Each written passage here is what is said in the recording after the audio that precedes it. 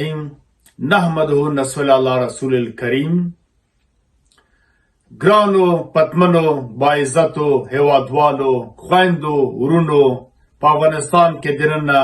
په بهر په نړۍ کې افغانانو او د نړۍ ټولو مومنو مسلمانانو ته زه عزیز مارج په استازیتوب یا نمایندګي د افغانستان د منځګړیتوب ملي حرکت د مشرتابه د رئیس ښاغلي انجینر احمد شاه سادات د دویم مرستیال ښاغلي پروفیسر هدایت الله حنفي شینواری او د رهبري شورا د ټولو غړو د کدري شورا او د مختلفو کمیسیونونو د غړو لخوا نه د کمکی یا کوچني اختر د راتلو له امله د زړه له کومې مبارکي وایم. الله پاک پروردګار مو د روزې مبارکه میاشت چې د مغفرتونو میاشت د نزول د قرآن د میاشت او د شفاعت میاشت وه، پروردګار مو په خپل دربار کې طاعتونه عبادتونه قبول او مقبول وګرځوه. د افغانستان د منځګړیتوب ملي حرکت چې یو ټولنیز او خدماتي حرکت ده او غواړي د هېواد اوسنۍ ستونزو ته د یو لاره د حل وموندي. د افغانستان د منځګړیتوب ملي حرکت چې یو ټولنیز او خدماتي حرکت ده د هېواد ځینې ستونزې ناخوالو ته په کتو او درکو تشخیصولو سره وپتېله چې د افغانستان ستونزو ته خپل نستوړي رابډوي او څنګه چې افغانستان په نړۍ کې یو هېواد ده او په فعلي حالت کې نړۍ له افغانستانه مخ اړولی یا افغانستان په انزوا کې پرېښی په رسمیت نه پېژني. نو د دې لپاره یې وغوښتل چې د افغانستان د اوسني چارواکو نړیوالو ترمنځ هم منځګړیتوب وکړي او بیا وروسته پړاو کې د ټول افغانانو هغه افغانان چې خفه دي او په جنایي جرمونو باندې په کورنیو جګړو کې په فسادو په غصبو په بعضو مسایلو باندې خیانتو اخته نه دي د دوی سره هم منځګړیتوب و ډیالوګ خبرې وکړي. نو پر دې موخه باندې موږ راپاڅېدلو، نړیوالو سره مو خبرې وکړې، د ملګرو ملتو سازمان د چارواکو سره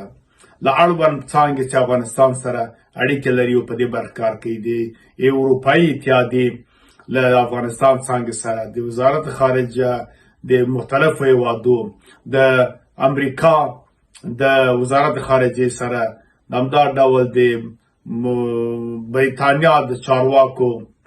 او خارجه وزارت سره اړیکې ونیولې تر هغه چې دغه ستونزه حل سي، تر هغه چې افغانستان وګړو سره مرسته وسي، په رسمیت وپېژندل سي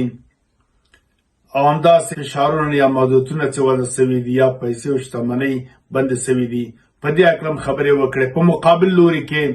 طالبانو چارواکو سره له مختلفو چارواکو سره په دې اړه خبرې وکړې چې په مقابل لوري کې به طالبان یو مسلکي با تجربه کسانو په شمول یو اداره جوړوي، د ښځو حقوق ته به درناوی کوي، ښځې به کار او اشتغال ټولنیز ژوند ته پرېږدي، د نجونو ښوونځي به پرانیسي او ښوونځي دروازې به بېرته خلاصوي، اجازه به ورکوي، مخدره توکي څنګه کم سوي دي بل شپړ به لرې کوي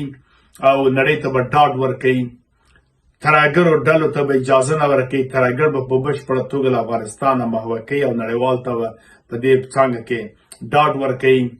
په دې هکله باندې دواړو خواو رضایت وښوده، خوشحاله هم و. موږ کارونه خپل پیل کړه او تر اوسه پورې دې ته ادامه لري تر هغه چې یو پرمختللی پر سعادته پر شکو په خپلو پښو ولاړ پرمختللی هېواد افغانستان ولرو. امن، سوله، وروري، اتفاق په سیمه نړۍ کې او سیال افغانستاني او داسې افغانستان چې په خپلو پښو بسیایي په خپلو بنیادو ته کار وسي او همدا ډول امن او په سوله کې وکړی سو په افغانستان کې خپل افغانانو په لاس باندې بنیادي کارو ته مخه وکړو، لکه خپل معدنونه، خپل اوبه، خپل زراعت، خپل هر څه احیا کړو او په خپلو پښو ودرېږو، پرمختګ وکړو.